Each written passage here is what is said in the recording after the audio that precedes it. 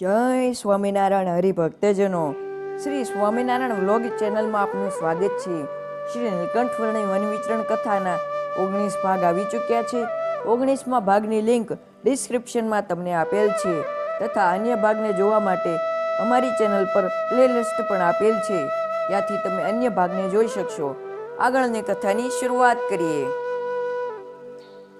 વર્ણી રાજ દેવલી ગામના રાજાનો પેટનો રોગ દૂર કરી આગળ ચાલ્યા. વનોમાં ફરતા ફરતા સિરપુર નામના શહેરમાં આવ્યા. ત્યાંનો રાજા સિદ્ધવલ્લભને ખબર પડી કે કોઈ તપસ્વી બટુક બ્રહ્મચારી આવ્યા છે અને તેઓ ઘણા જ સમર્થ છે. તેથી રાજાએ પાસે જઈ વિનયથી સ્તુતિ કરી. વર્ણીને જવાની ઈચ્છા હતી, પરંતુ રાજાએ ખૂબ આગ્રહ કરી ચાતુર્માસ પર્યંત રહેવા વિનંતી કરી. તેથી તેઓ ત્યાં રોકાયા. વર્ણીની સેવામાં રાજાએ પોતાની પાસે રહેતા અને નૈષ્ટિક વ્રત વાળા ગોપાળદાસ નામે સાધુને રાખ્યા. તે વર્ણીની ખૂબ પ્રેમથી સેવા કરતા. તે સાધુ વર્ણીમાં ગુરુભાવ રાખી સેવા કરતો. બીજા પણ ઘણા જ ભેખધારીઓને રાજાએ ત્યાં ચોમાસું કરવા રાખ્યા હતા. તે બધાની રાજા પ્રેમથી સેવા કરતો. તેમાં વર્ણી વિના બીજા જે હતા તે બધા વ્યસનોથી અને ફેલ ફિતુરથી ભરપૂર હતા. મંત્ર તંત્રના અભ્યાસી અને શુદ્ર દેવતાના ઉપવાસકો હતા. જ્ઞાનથી રહિત અને સંતના માર્ગથી પતિત થયેલા હતા.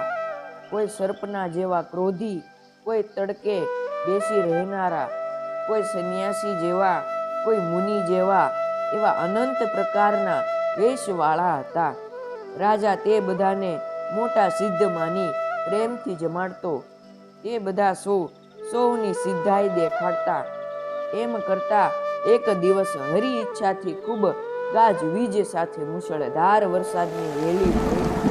વરસાદની ધારાઓ તથા પવનની લાગતી ઠંડી સહન નહીં થવાથી બધા સિદ્ધો ત્યાંથી ભાગી ગયા. ફક્ત વર્ણી એકલા જ બહાર બેસી રહ્યા.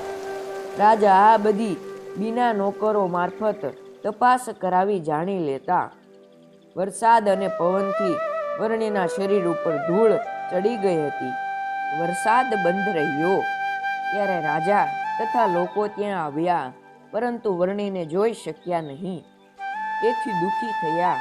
ત્યાં વરસાદનું એક ઝાપટું આવ્યું એટલે વર્ણીના શરીર ઉપરથી કચરો ધોવાઈ ગયો અને તેમના દરેકને દર્શન થતા તે બધા રાજી થયા.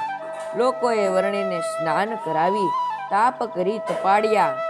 વર્ણીની આવી સિદ્ધાઈ જોઈ સૌને તેમના પ્રત્યે ભાવના વધી. તેથી બીજા સિદ્ધોના મુખ કાળા પડી ગયા. પછી વર્ણી બોલ્યા, અમોને કાંઈ દુઃખ થયું નથી, પણ બીજા સિદ્ધોની ખબર કઢાવો. અમે તો ઠંડી ઋતુમાં હિમાલયમાં રહીને 6 માસ તપ કરેલ છે. અમો દેહનો અધ્યાસ રાખતા નથી. રાજાને આ વચન સાંભળી ખૂબ સ્નેહ થયો અને તેમણે માન્યું કે આ સાક્ષાત નરનારાયણ દેવ આ પોતે જ છે. તે વિના આવું શરીર હોય જ નહીં. પછી વરસાદની જડી સહન નહીં થવાથી ભાગી ગયેલા બીજા સિદ્ધોને રાજાએ તથા લોકોએ દંભી માન્યા અને એક વર્ણીને જ સાચા સંત માની રાજા તથા લોકો માનવા પૂજવા લાગ્યા.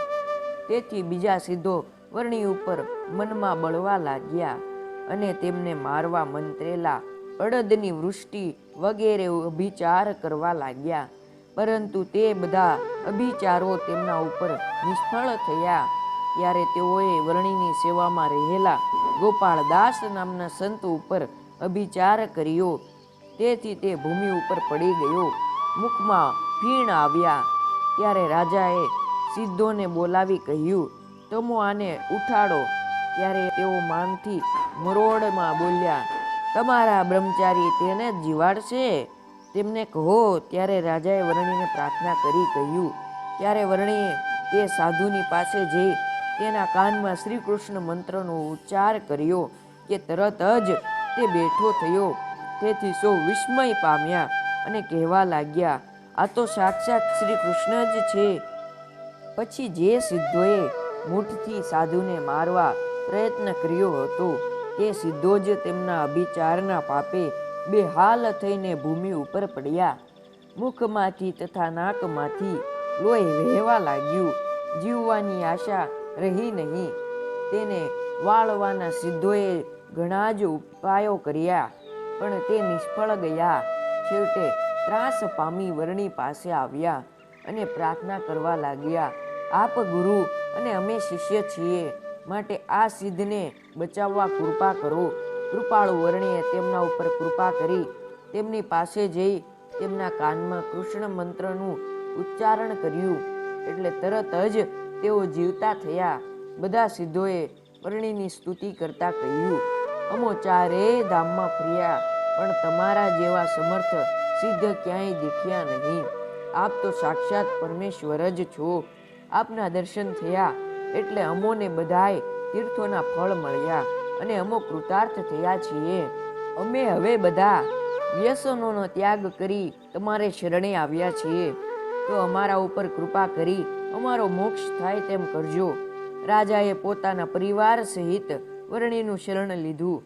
પછી શ્રી હરિને કહ્યું, હે પ્રભુ, આપ તો સાક્ષાત ઈશ્વર છો અને મારું કલ્યાણ કરવા જ આપે અહીં પધારી મને દર્શન આપ્યા છે. તો હવે અમારો મોક્ષ થાય અને આ સંસારનું બંધન છૂટે એવો જ્ઞાન ઉપદેશ મને આપો.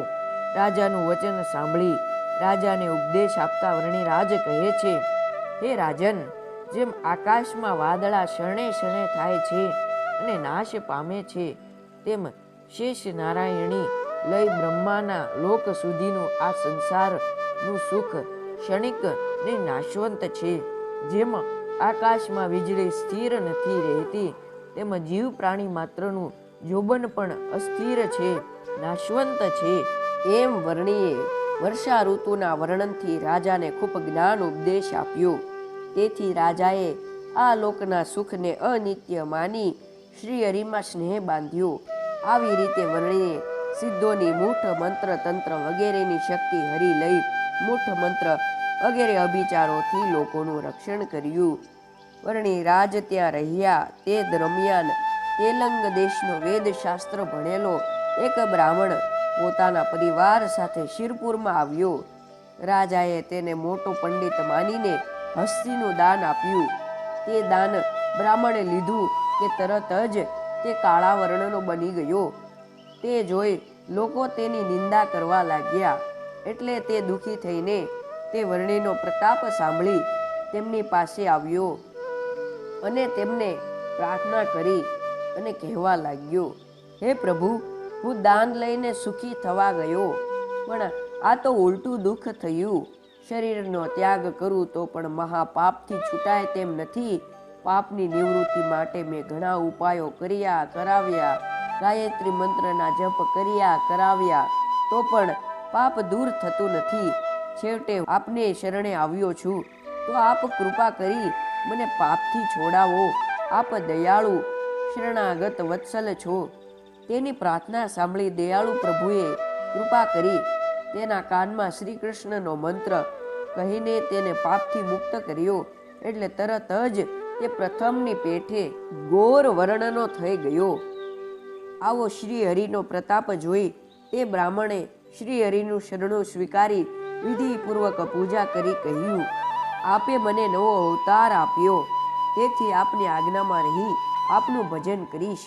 ત્યારે શ્રી હરિએ કહ્યું, લોભથી બ્રહ્મતેજ નાશ પામે છે અને મહા દુઃખ થાય છે, માટે ફરીથી યોગ્ય અયોગ્ય જોયા વિના લોભથી આવું દાન લેવું નહીં. માટે હવે સુખેથી તમે ઘરે જાઓ. પછી તે વર્ણીના ગુણો અને વચનો સંભાળતો ઘેર ગયો. આવા અનેક ચમત્કારો જોઈ રાજા તથા પ્રજાને વર્ણીને વિશે અધિક પ્રીતિ થઈ. વર્ણીએ રાજા ઉપર કૃપા કરી પોતાની મૂર્તિનું જ્ઞાન આપી ધ્યાનમાં બેસાડી સમાધિ કરાવી. અક્ષરધામમાં અનંત ભુક્તોએ સહિત દિવ્ય સિંહાસન ઉપર બિરાજમાન એવા પોતાના દિવ્ય દર્શન કરાવ્યા. પછી તેને સમાધિમાંથી જગાડ્યો. એટલે રાજાને આ વર્ણી સાક્ષાત પરબ્રહ્મ છે તેવો પાકો નિશ્ચય થયો અને બોલ્યો, મને હવે આ દેહમાં તથા સંસારમાં બંધન કે મોહ નથી રહ્યા, તો મને કૃપા કરી તમારા ધામમાં મોકલો. ત્યારે વર્ણીએ કહ્યું, મારી આજ્ઞાથી તમારે દેહમાં રહેવું. વર્ણી આવી રીતે અનેક પ્રકારના ચરિત્રો સિરપુરમાં કરી બધાને આનંદ આપી રહ્યા હતા. ત્યાં દિવાળી આવી એટલે રાજા પાસે અન્નકૂટનો ઉત્સવ કરાવીને ચાલવાની તૈયારી કરી. રાજાએ વર્ણીની પૂજા કરી, ઘણું જ ધન વસ્ત્રો ભેટ આપ્યા. નિસ્પૃહ વર્ણીએ તે બધું બ્રાહ્મણોને તથા ગરીબોને આપી દીધું, પોતે જરા પણ રાખ્યું નહીં. પછી રાજાએ સ્તુતિ કરી કહ્યું, આપની આજ્ઞા પ્રમાણે જ રહીશ. અંત વખતે તેડવા આવજો. લક્ષ્મીજી જેમ આપના ચરણમાં નિવાસ કરે છે તેમ મને પણ આપનો સેવક માની આપના ચરણમાં રાખશો. હવે આપ કહો તે વાહન બેસવા માટે લાવું. આપ જો વાહનમાં બેસવાની ના પાડશો તો ક્યારેય વાહનમાં નહીં બેસવાનો નિયમ હું રાખીશ. તેનો ભાવ જોઈ વર્ણીએ કહ્યું, વાહન લાવવું હોય તો જલ્દી લાવો. ત્યારે રાજા લશ્કર સહિત મોટો હાથી શણગારીને લાવ્યો. તે હાથી ઉપર વર્ણી રાજ બિરાજમાન થયા. બીજા સિદ્ધોને રથ, મેના વગેરેમાં બેસાડ્યા. ગામના નર નારીઓએ બહાર આવી વર્ણીના દર્શન કરી મેવા મીઠાઈ વગેરે ભેટ ધરી. મોટા પર્વત જેવો ઢગલો થયો હોય તેમાંથી થોડું પોતે જમ્યા. સિદ્ધોને સારી રીતે જમાડ્યા, લશ્કરને પણ જમાડ્યું. બાકીનું આખા શહેરમાં પ્રસાદ તરીકે વહેંચાવડાવી દીધું. પછી વાંચતે ગાજતે સવારી ચાલી. તે આગળ થોડે દૂર જાળી આવી ત્યારે વર્ણી હાથી ઉપરથી નીચે ઉતરી રાજા તથા બીજા દરેકને આગ્રહપૂર્વક પાછા વાળી સિદ્ધોની સાથે પોતે આગળ ચાલતા થયા.